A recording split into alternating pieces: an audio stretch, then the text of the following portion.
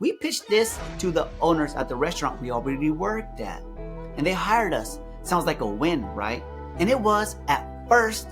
I was excited. Hell yeah, this is happening. But underneath the hype was a shit ton of fear. The wrong we were taught when something like this. You gotta struggle hard and life's a bitch. She threw you as a shovel to dig your own ditch. But looking back at my life, I wouldn't change shit. The world is divided into a billion pieces.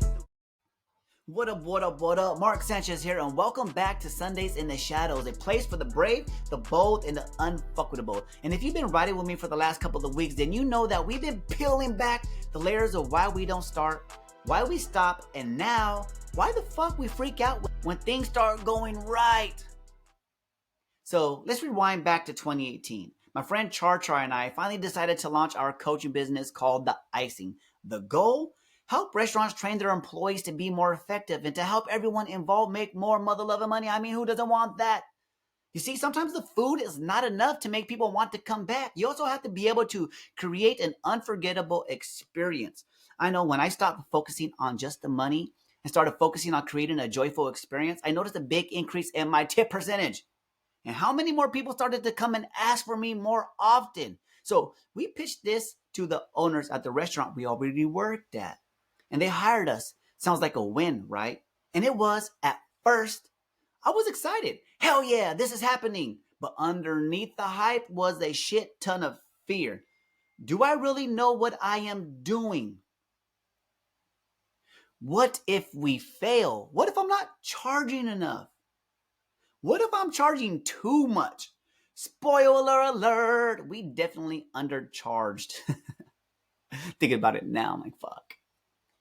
Then came the whispers, the doubt, the hate. People said, who do they think they are? This will never work. And eventually it didn't. Not because we sucked, but because we didn't fully believe in ourselves. I got caught up in drama. I blurred the lines between business and my personal life.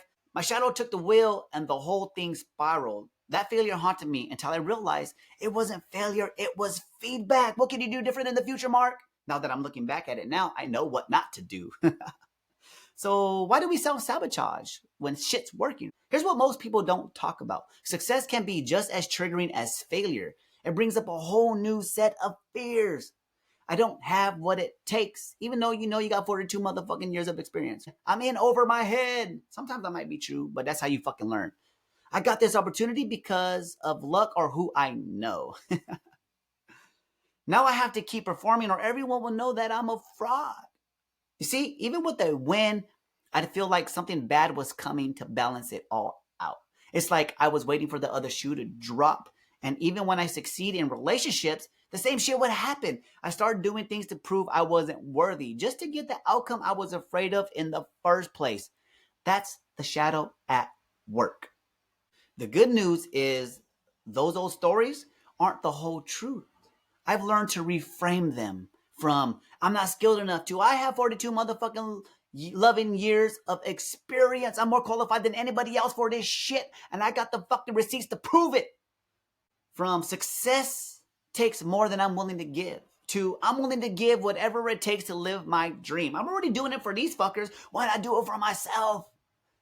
From this is going to be hard and take forever to it's easier than staying stuck in this job with no future for another 10 more mother-loving years.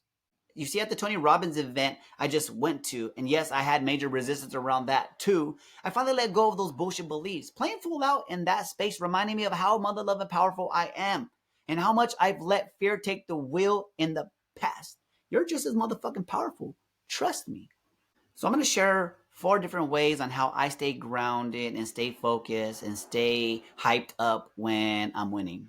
Before we jump into that, let me add this. There's one more story that comes to mind. I remember getting my first few clients and instantly thinking, holy shit, what if I can't deliver? What if I mess this shit up? The stress almost led me to turning down new opportunities. And even though I worked hard to get there, those things almost held me back. But it was in those moments that I realized the real work is learning to stay open, grounded, and present when the good things are finally happening. Now, here's 4 ways I stay grounded and you can too. Number 1, Practice receiving. Every time someone compliments you or pays you, pause, take a breath, say thank you. Let yourself feel it. This tells your nervous system, hey, it's safe to succeed.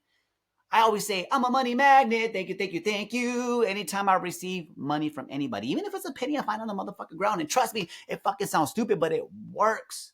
Think of it like changing your phone, charging your phone. You don't just plug it in real quick and then take it out and run away, right? You let it sit and recharge and receive the power. That's you. Sit in the energy of your win and let it refill you. Number 2, revisit your why. When doubt creeps in, go back to your original reason for starting in the first place. Write it down, speak it out loud, reconnect with the mission. I remind myself of those shitty days at work when I swore I'd never be someone's doormat again. That memory is fuel. It gives your success a deeper purpose. And when things get tough, that why pulls you forward.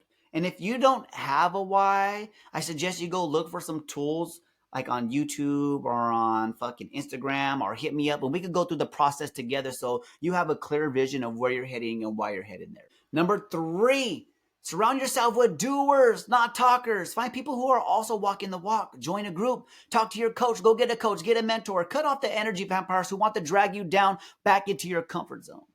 I mean, you can't fly with eagles if you're nesting with pigeons. Who you invest time with determines the altitude of your growth. Find your flock and elevate.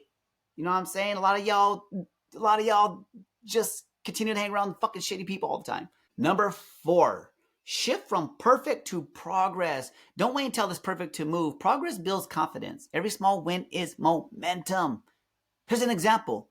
Posting this podcast, even when it's not perfect, has taught me that done is better than perfect. When you shift your focus from showing up instead of showing off, you build consistency, and consistency creates transformation. And if you're listening to this podcast, I'm pretty sure that is what you are looking for.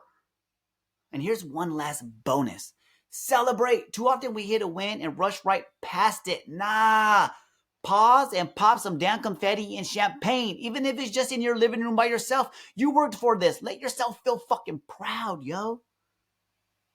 So let's bring it home. Look, success will challenge you in ways failure never could.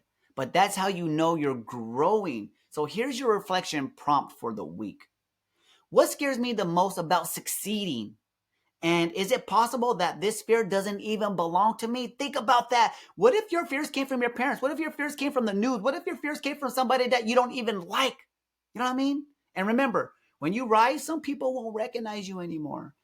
That's okay. Not everybody's meant to go where you're going, and embrace that shit. The alternative? Sitting at the same bar with the same people having the same dead-end conversations 10 years from now. Fuck all that. If this episode hit home for you, share it with someone else who's been playing small lately, and subscribe so you don't miss what's coming next week, because we're diving into how to keep going when nobody's clapping. It's about pushing forward when the spotlight fades and the cheerleaders go silent.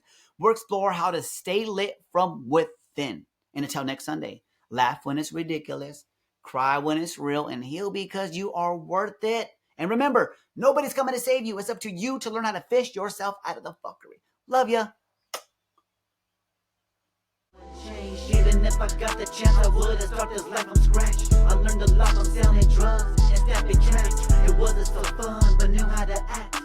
Since I was young, I was surrounded by thugs. This is what they plan for me, I'm my worst enemy. I sorted them out, chose the family tree. I was a little different, my mother let me be. I had to figure it out, I had to learn to be elevated on my G's, breaking cycle centuries. Fuck your society, I was born to be free. Yo, they try to limit me, but now my dreams are vividly orchestrated symphonies. I made it through